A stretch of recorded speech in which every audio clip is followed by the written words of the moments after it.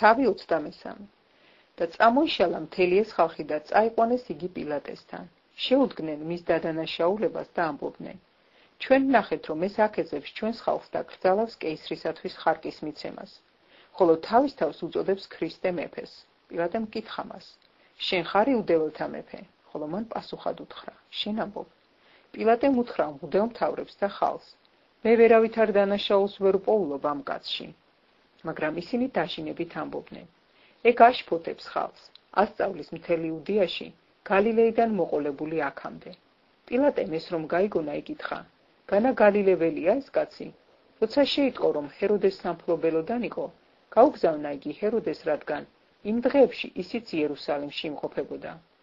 ჰეროდემ იესო რომ დაინახა, ძალიან გაუხარდა, ვინაიდან დიდი ხანია სურდა მისი ხილვარაკი ესმოდა მასზე და იმედი ჰქონდა რაიმე სასწაულს ნახავდა მისგან. ბევრს ეკითხებოდა, მაგრამ იგი არაფერს პასუხობდა მას.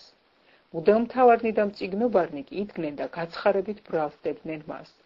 ხოლო ჰეროდე თავის ჯარისკაცებით ურთ ამცირებდა მას და დასცინოდა. ჩააცვა ბრწყინვალე სამოსელი და უკან გაუგზავნა პილატეს.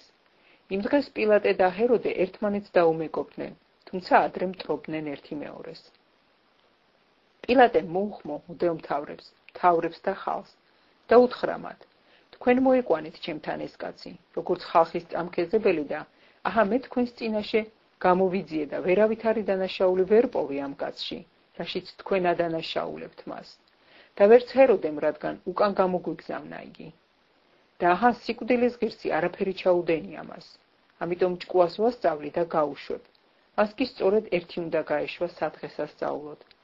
მაგრამ მთელი ხალხი აუყურდა: მოაშორე ეგ და გაგვითავისუფლე ბარაბაო, რომელიც ჩაგდებული იყო საპყრობილეში, ქალაქში მომხდარი რაღაც შფოთისა და მკვლელობისათვის.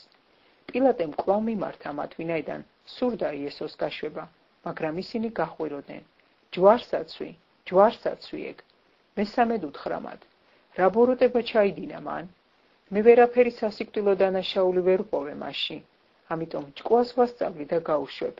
ისინი კი დაჟინებით ხმამაღლა მოითხოვდნენ, რომ ჯვარს ეცვათ იგი და იმძლავრა მათმა ხმამ და მღვდელმთავრების ხმამ.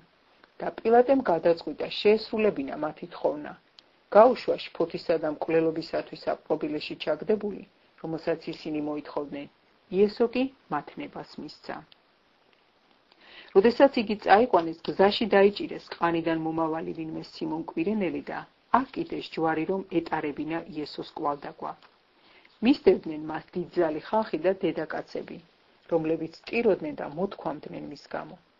იესო მიუბრუნდა მათ და უთხრა: იერუსალიმის ასულნო, ნუ სტირით ჩემზე არამედ თქვენ თავზე და თქვენ შვილებზე ედირეთ, რადგან აჰა მოდის დღეები, როცა იტყვიან: ნეტარ არიან უნაყოფონი და საშონი, რომელთაც არ უშობიათ და ძუძუნი, რომელთაც არ უყვებიათ. მაშინ ეტყვიან მთებს: დაგვეცით ზედ და ბორცვებს დაგვფარეთ ჩვენ. ვინაიდან თუ ნედლხეს ასე ექცევიან, ხმას რაღაც უზამენ, მასთან ერთად სასიკვდილოდ მიყავდათ სხვებიც, ორი ავაზაკი. როცა იმ ადგილას მივიდნენ, რომელსაც თხე მიქვია, იქ ჯვარსაცვეს ისიც და ავაზაკებიც, ერთი მის მარჯვნივ და ერთი მის მარცხნივ.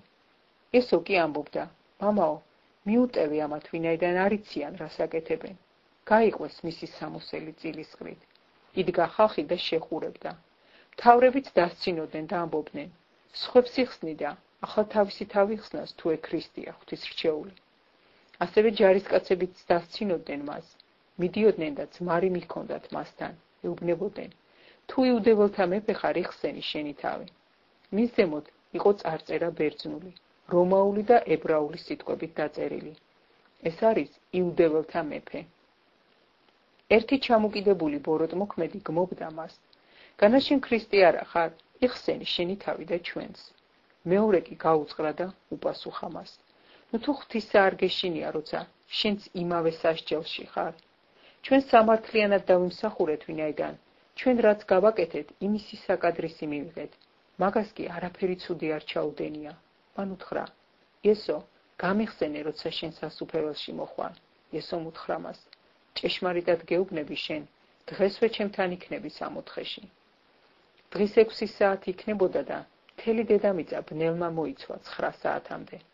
დაბნელ და მზედა ტაძრის ფარდა შუაზე გაიხა. იესომ დიდი ხმით შესძახა და თქვა: მამაო, შენს ხელთ ჩამიბარებია ჩემი სული. ეს თქვა და სული განუტევა. ასის თავმა რომ იხილა მომხდარი, ღმერთი ადიდა და თქვა: ჭეშმარიტად მართალი იყო ეს კაცი. ამ სანახაობაზე შეკრებილი მთელი ხალხი, რომ ხედავდა რაც ხდებოდა, გულში მჯიღისცემით ბრუნდებოდა უკან. ყველა ვინც მას იცნობდა და დედაკაცები გალილეიდან რომ მოხვდნენ, მოშორებით იდგნენ და უყურებდნენ ამას. აჰა ერთი კაცი სახელად იოსები, საბჭოს წევრი, კეთილი და მართალი კაცი, რომელიც არ დაეთანხმა მათ თათბირსა და საქმიანობას, იუდეველთა ქალაქ არიმათიიდან, რომელიც მოელოდა ღვთის სასუფეველს. მივიდა პილატესთან და გამოითხოვა იესოს გვამი. ჩამოხსნა იგი, გაახვია ტილოში და დაასვენა კლდეში გამოკვეთილ სამარხში, სადაც ჯერ კიდევ არავინ დაესვენებინათ. ის დღე პარასკევი იყო, შაბათი დგებოდა. უკან გახვნენ დედაკაცებიც, რომელნიც იესოსთან ერთად მოვიდნენ გალილეიდან და უყურებდნენ სამარხს, როგორ დაიდო მისი გვამი. ამის შემდეგ დაბრუნდნენ, მოამზადეს საკმეველი და ნელსაცხებელი. შაბათს კი მოისვენეს ცნებისამებრ.